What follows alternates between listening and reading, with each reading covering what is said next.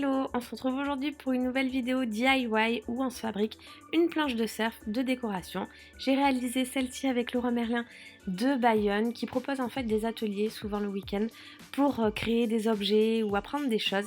Et franchement ça vaut le coup parce que pour 25 € on repart avec sa planche et on n'a pas besoin d'acheter quoi que ce soit. Voilà, c'est 25 € l'atelier, tout est compris, l'outillage et tout ça. Et voici le résultat en fait de cette planche et j'avais envie de vous partager en fait la fabrication de celle-ci. Et sinon je vous invite à aller chez Leroy Merlin pour peut-être participer à un de ces ateliers pour vous la fabriquer vous-même.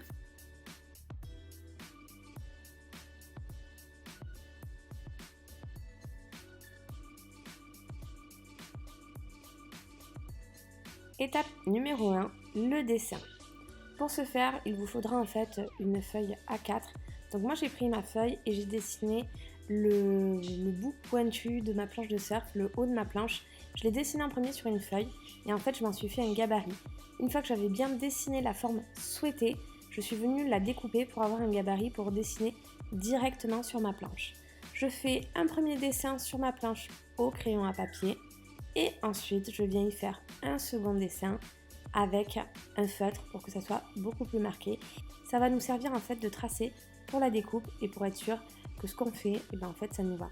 Le crayon à papier va nous permettre en fait de pouvoir effacer si jamais ça ne nous plaît pas et le feutre va nous permettre de bien repasser par-dessus et de bien marquer ce que l'on souhaite découper.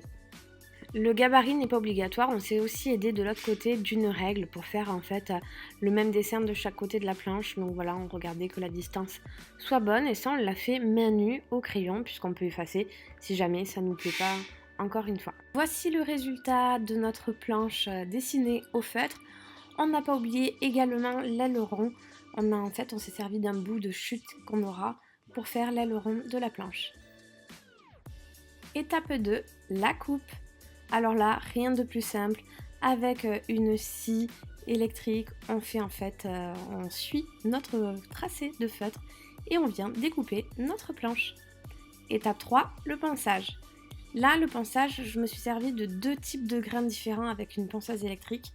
Donc un gros grain pour venir vraiment faire le plus gros au tout départ et un grain plus fin pour venir en détail bien affiner ma planche. Donc ça c'était la partie aussi la plus simple.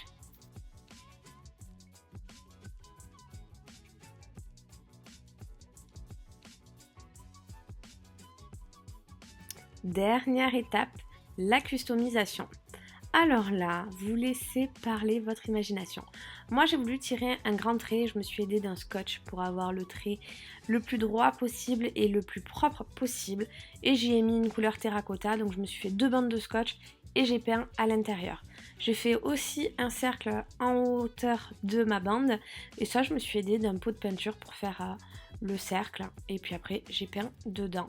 J'ai peint aussi mon aileron pour qu'il soit dans la continuité de cette ligne et j'ai voulu y ajouter deux traits fins de couleur dorée. Donc voilà, mais vous pouvez y dessiner au Posca, à la peinture, y mettre des paillettes, j'en sais rien, des autocollants, je ne sais pas. Ce que vous souhaitez y faire en fait tout simplement, il faut que ça vous ressemble. Et moi j'avais envie de créer quelque chose de très neutre qui puisse aller dans mon salon et laisser place peut-être à plus tard un dessin au milieu de ce cercle blanc ou un logo ou je ne sais quoi. Bon voilà, en fait je me suis fait plaisir.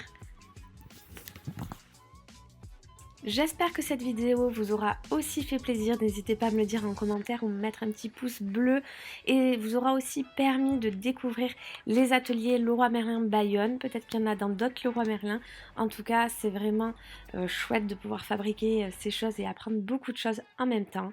Je vous laisse avec mes dernières vidéos et je vous dis à bientôt, ciao!